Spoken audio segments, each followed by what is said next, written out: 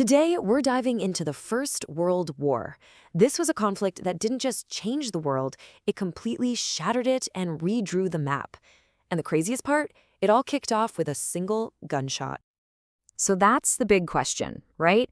How on earth did the murder of one guy in a relatively small city lead to a global catastrophe that killed over 15 million people? Well, the answer shows us a world that was basically a ticking time bomb, just waiting to go off. So the story does start with that single shot, but you have to understand, that shot wasn't really the cause of the fire. It was just the match that lit a continent already drenched in gasoline. I mean, just look at how fast everything spiraled out of control. June 28th, Archduke Franz Ferdinand is killed.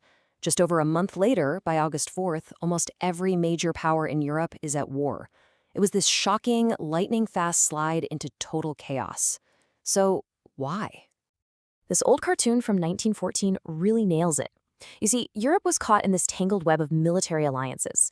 You basically had two big teams. On one side, the Central Powers, that's Germany and Austria-Hungary. On the other, the Triple Entente, France, Russia, and Great Britain. They all had these pacts that said an attack on one is an attack on all. So when Austria-Hungary went after Serbia, Russia had to jump in to defend them, and that set off a domino effect that dragged the whole continent into the fight.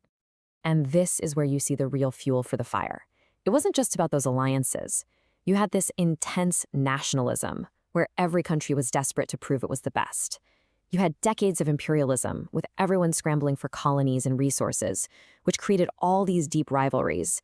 And this is a huge one. You had industrialization. For the first time ever, countries could mass-produce terrifying new weapons and move huge armies super fast by train. Europe was a powder keg, just waiting for a spark. You know, when the war started, all the generals thought it'd be over in a few weeks, a quick,